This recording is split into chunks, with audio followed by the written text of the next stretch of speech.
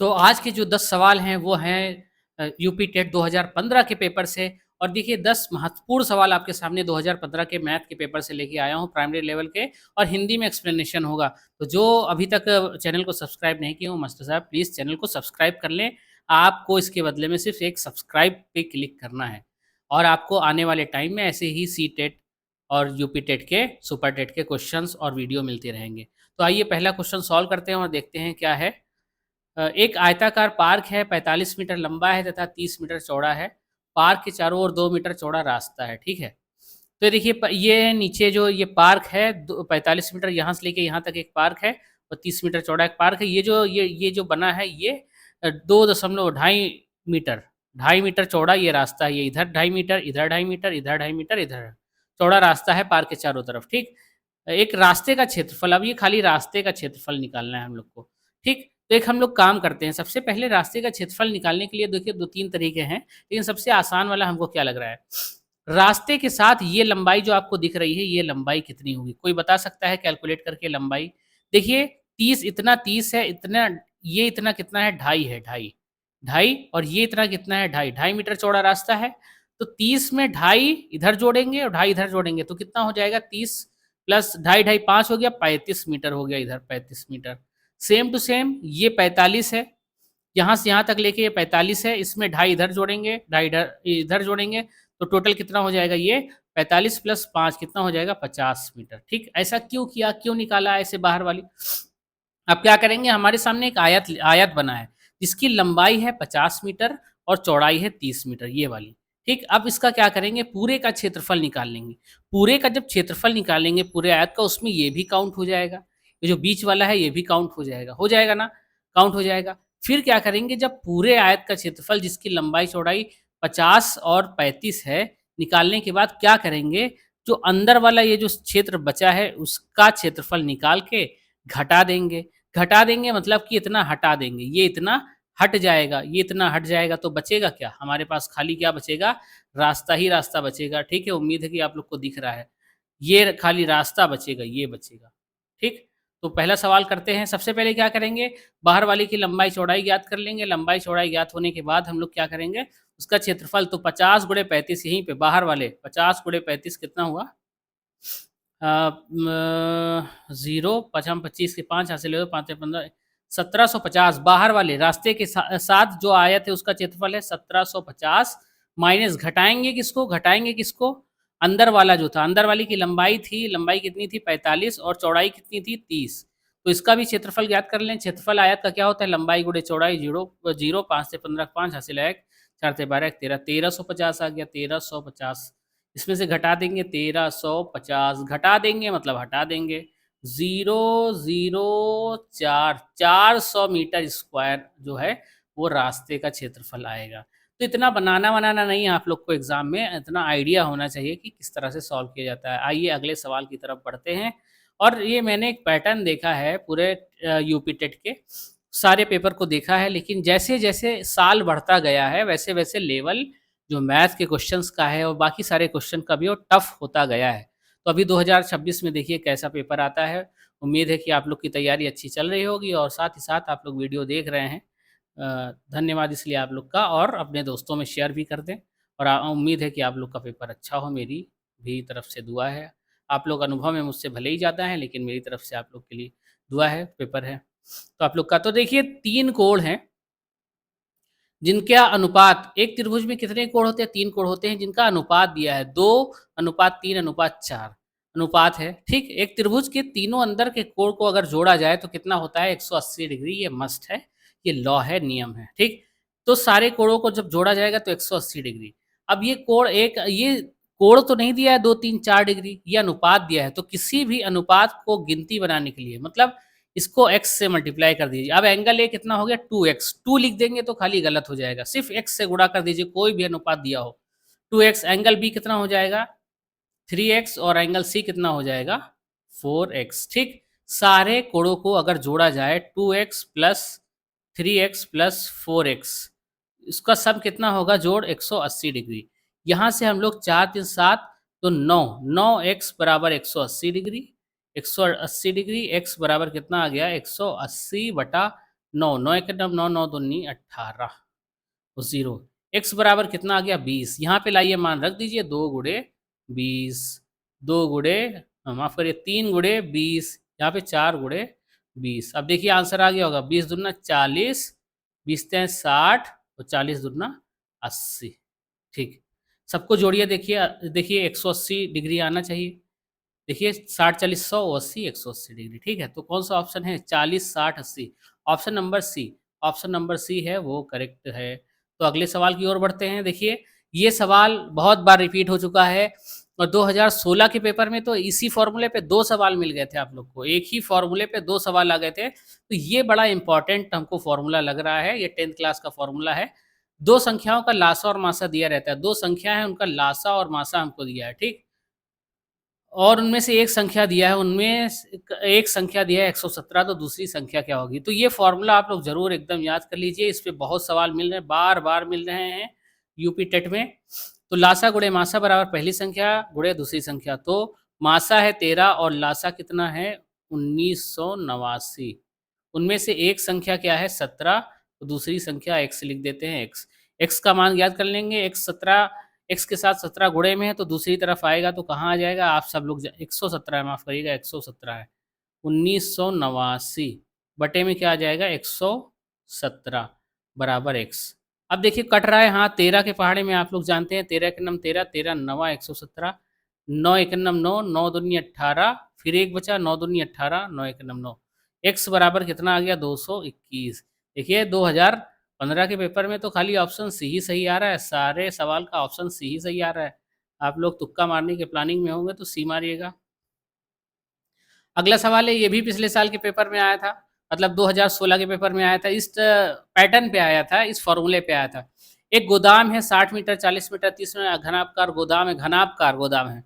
इस गोदाम में कितने घनाभकार बक्से रखे जाते हैं? एक बक्से का आयतन। कल या पिछली वाली वीडियो में आप लोग को बताया था, जब भी गोदाम में रखे गए बक्सों की संख्या या काटे गए घनों की संख्या इस तरह का सवाल आए तो बटे के ऊपर क्या रहेगा? कुल आयतन रहेगा। जिस चीज का आयतन जिसमें से काटना है उसका आयतन ऊपर रहेगा और जिस चीज को काटा गया है उसका आयतन, ये काटा गया है रखा गया है एक बक्सा रखा गया उसका आयतन। तो गोदाम का आयतन बटा एक बक्से का आयतन। तो गोदाम का आयतन घनाभकार है। घनाभ का आयतन क्या होता है? घनाभ जिसमें लंबाई चौड़ाई ऊंचाई होती है, L into B into H. लंबाई गुणे चौड़ाई गुणे ऊंचाई, ये घनाभ का आयतन होता है। तो लंबाई है 60 गुणे 40 गुणे 30। अच्छा आप लोग पहले गुणा मत करिए, ये ट्रिक समझ लीजिए आप लोग, ये अनुभव से मैं आपको बता रहा हूँ। आप लोग गुणा मत करिए, गुणा के चक्कर में पड़ेंगे तो गड़बड़ हो जाएगा। ठीक, गड़बड़ क्यों हो जाएगा? गुणा करेंगे फिर उसको काटेंगे तो बात तो वही पड़ जाएगी। पहले गुणा मत करिए, पहले काट लीजिए फिर गुणा करिए। बक्से का आयतन डायरेक्ट दिया है 0.8, तो पॉइंट हटेगा 0 बढ़ेगा।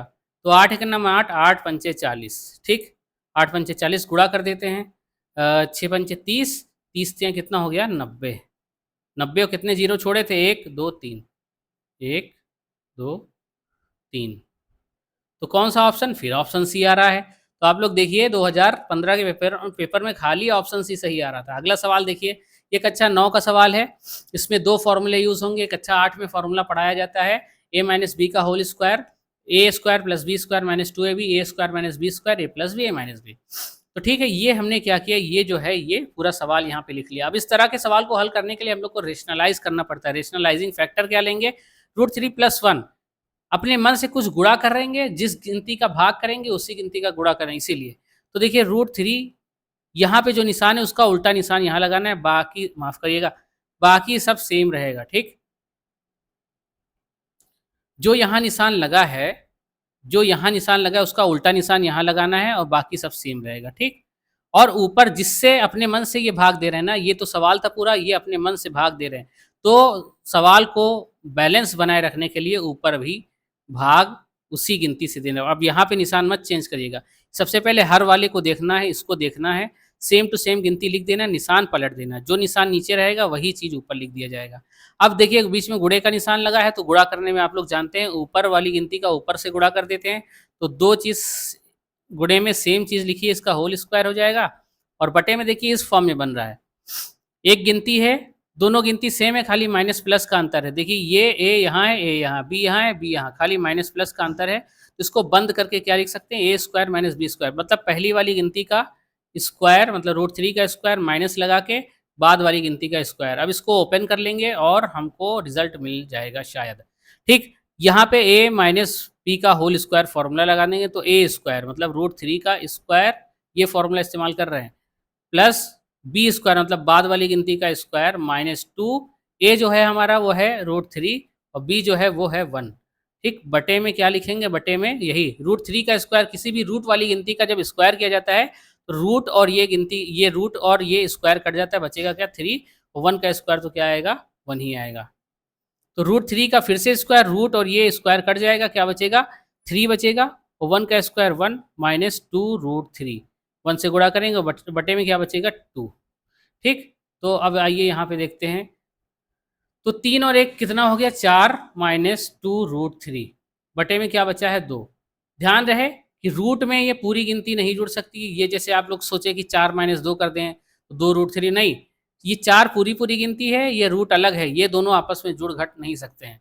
ठीक, अब लेकिन इस फॉर्म में लाना है, ए बी का मान क्या होगा, तो हम लोग को ए को अलग छांटना पड़ेगा और बी को अलग, ये हर है तो हर को तो हम लोग अलग कर सकते हैं, 2 रूट 3 बटे में 2 हर है, एक में लिखा है मिला के, उसको हम लोग अलग अलग भी तो कर सकते हैं, 2 एक नम 2, 2 दूना 4, ये 2 से 2 कट गया, ये क्यों कट गया ऊपर नीचे, बीच में गुणा लगा है समझ लीजिए, तो 2 माइनस रूट 3 आया खाली, तो यहाँ पे 1 चाहे तो लिखें ना चाहे तो ना लिखें। ठीक, तो अभी देखिए बहुत ही बढ़िया, अब इक्वल टू में ये आया और इससे ज़्यादा ये हल हो नहीं सकता। अब देखते हैं इसको इस फॉर्म में लिख देते, a प्लस बी रूट 3, तो यहाँ से ए का जो मान आया वो तो है 2 और बी का मान क्या आया, इसको हम लिख देते हैं ना माइनस प्लस माइनस 1 रूट 3, इसको ऐसे भी तो लिखा जा सकता है, बीच में प्लस लगा देंगे, प्लस माइनस माइनस वही तो बात लिखी है, लेकिन अब देखिए ए साफ साफ दिख रहा है 2, अरे आप लोग को दिख नहीं रहा होगा, माफ करिएगा, एक मिनट, अब दिखेगा आप लोग को, ए साफ साफ दिख रहा होगा, ए साफ साफ दिख रहा है 2 और बी साफ साफ दिख रहा है -1, तो ए की वैल्यू कितनी आ गई, ए का मान आ गया 2 और बी का मान आ गया -1। देखिए ऑप्शन कौन सा सही है, ऑप्शन नंबर सी, इसका भी ऑप्शन सी सही है, कौन सा ये, वो है ऑप्शन सी, ये भी सही है। ठीक, तो अगला सवाल आइए करते हैं, अब देखते हैं अगला सवाल क्या है। अगला सवाल है, दो वृत्तों की परिधि में 3:1 का अनुपात है, तो वृत्त की परिधि का अनुपात, तो पहले वृत्त की परिधि बटा दूसरे वृत्त की परिधि, अनुपात का मतलब होता है बटे में है कोई चीज। ठीक, कितना अनुपात है 3:1। ठीक, वृत्त की परिधि का फॉर्मूला क्या होता है 2 पाई आर होता है ये, लेकिन ये पहला वाला वृत्त है तो इसको R1 लिख दिए, और ये 2 पाई R2 दूसरा वाला वृत्त है इसलिए R2 लिख दिया, 3/1, तो 2 पाई से 2 पाई कट गया, हमको त्रिज्या का अनुपात क्या मिल गया 3/1। अब क्या निकालना है, तो वृत्तों के क्षेत्रफल में क्या अनुपात होगा, वृत्त का क्षेत्रफल का फॉर्मूला होता है, क्या होता है पाई आर स्क्वायर, लेकिन ये पहला है तो पाई R1 स्क्वायर बटे में पाई R2 का स्क्वायर, तो पाई से पाई कट गया। अब इसके बाद यहाँ लिखा है, ठीक, तो R1 पे भी स्क्वायर लगा है और R2 पे भी स्क्वायर लगा है, का होल स्क्वायर लगा सकते हैं, दोनों पे लगा है तो हम ब्रैकेट का इस्तेमाल करके होल पे लगा सकते हैं, और R1 R2 हमारे पास कितना है 3/1, यहाँ से इसका मान हमने R1 R2 का रख दिया 3/1 का होल स्क्वायर। तो अब ये स्क्वायर ओपन करेंगे तो स्क्वायर 3 पे भी लगा है, 3 त्रिका कितना हो गया 9, 1 पे भी लगा है 1, तो कितना आ गया 9:1, बटे का मतलब होता है क्या अनुपात। अब जाके आया ऑप्शन नंबर बी करेक्ट। ठीक, तो उम्मीद है कि ये सारे सवाल आपको समझ में आ रहे होंगे। अगला सवाल की ओर चलते हैं, 0.125 0.125 और होल की घात लगी कितना 2/3। अब देखिए सबसे पहले आप दशमलव हटाइए, दशमलव आपको डिस्टर्ब कर रहा होगा, 125 दशमलव हटेगा तो नीचे 1 आएगा और बाकी दशमलव के बाद जितनी गिनती है उतने 0 आएंगे। ठीक, तो ये बन गया 125 माफ करिएगा 125 बटे में कितना बना 125 बटे में 1000, घात में तो कोई छेड़खानी हम लोग ने की नहीं, 2/3, तो 125 को हम लिख सकते हैं 5 की घात 3, और 1000 को लिखते हैं 10 गुणे 10 गुणे 10, 10 दहम 100 दहम 1000, 10 की घात 3। जब अभी तो इसको जब इसको ओपन किया जाएगा तो क्या आएगा 125/1000, क्योंकि ये घात 3 5 पे भी लगी है, ये घात 3 10 पे भी लगी है, तो अभी तो ये खाली क्या लिखा है, ये लिखा है पूरा, ये पूरा क्या लिखा है 125 बटा, लेकिन इस घात का क्या, इसको भी तो लगाइए, तो एक ब्रैकेट और लगाइए, और ये लगी है 2/3। ठीक, ये पूरा क्या लिखा है 125/1000। अब आगे देखिए क्या करते हैं। अच्छा, आप लोग को पता होगा क्लास 9 क्लास 8 क्लास 7 से, जब ब्रैकेट के अंदर वाली घात और ब्रैकेट के बाहर वाली घात ये दोनों गुणा हो जाती हैं, तो 5/10 को हम लोग नहीं छेड़ रहे हैं, कुछ नहीं कर रहे हैं, लेकिन घात अंदर वाली और बाहर वाली घात गुणा हो जाती है 2/3। 3 से 3 कट गया, 5/10 का होल स्क्वायर आया। तो 5 का स्क्वायर कितना आया? 5/10 का होल स्क्वायर, लेकिन देखिए बटे में आंसर है ही नहीं। ओपन कर लेते हैं ना, 5 का स्क्वायर 25 और 10 का स्क्वायर 100, 10 दहम 100। ठीक, अब ये दशमलव हटाना है, दशमलव हटाना है तो फिर से वही 0.25 लिखना पड़ेगा, क्योंकि 2 जीरो हटेंगे तो 0.2 अंक इधर आ जाएगा, उसको 1 मान लेंगे, 0.25। ऑप्शन नंबर बी जो है वो करेक्ट है। तो अगला सवाल है, ए तथा बी की आयु में 6:5 के अनुपात में है, उनकी आयु का योग 44 वर्ष, 8 वर्ष बाद उनकी आयु का अनुपात क्या होगा? ठीक, तो ए की माना, ए की जो वर्तमान आयु है, जब भी देखिए अनुपात में दिया हो, दो लोग का अनुपात अलग अलग दिया हो, तो उसको एक को गिनती बनाने के लिए क्या अभी पिछले त्रिभुज वाले सवाल में बताया 6x लगा लेंगे। अब ये इनकी वर्तमान आयु बन गई, 6x लगाने से ये गिनती बन गई, और वो 6 लिख देंगे पूरा तो अनुपात था। ठीक, और इनकी आयु कितनी, बी की 5x लिख दिया। अब सवाल में दिया है इन दोनों की आयु का योग जो है 6x प्लस 5x कितना है? 44 है। पहले देख तो लें इन दोनों की वर्तमान आयु क्या है। तो 6×5 11x हो गया, 11x बराबर 44। तो x बराबर कितना आ गया? 44/11, x बराबर आ गया 4। तो अब x का मान रख देंगे सेम टू सेम जैसे त्रिभुज वाला किया था, और 5/4 तो 6 चौक 24 और 5 चौक 20। ठीक, उन लोग की वर्तमान जो आयु है वो 24 साल है ए की, और बी की जो है वो 20 साल है। अब 8 वर्ष बाद तो इसमें 8 साल जोड़ दीजिए, 8 साल जोड़ दीजिए, तो 24 और 8 कितना हो गया? 32। और इसकी एज कितनी हो जाएगी 8 साल बाद? 28। उनकी आयु का अनुपात क्या होगा? तो 8 साल बाद ये दोनों की आयु है, अनुपात निकालने के लिए बटे में लिख दीजिए, बटे में लिख दीजिए, बस अनुपात आ जाएगा, 4 से कट जाएगा, 4 और 8 32, 4 7 28, तो 8:7। तो ऑप्शन नंबर डी है वो करेक्ट है। ठीक, अगला सवाल, हाँ, 2/3 और 3/4 का लघुत्तम समापवर्तक, जब भी किसी भिन्नों वाली संख्या का लघुत्तम ज्ञात करना हो, या भिन्न है ना, बस सही बटे में लिखा है, अंश और हर के रूप में लिखा है, तो उसका लघुत्तम ज्ञात करने के लिए अंश का लासा लिया जाता है। जितने भी अंश हैं, जितनी भी गिनती हो, अगर 3-4 और होती सबका लासा लेते, और हर में जितनी गिनती है उनका मासा लेते।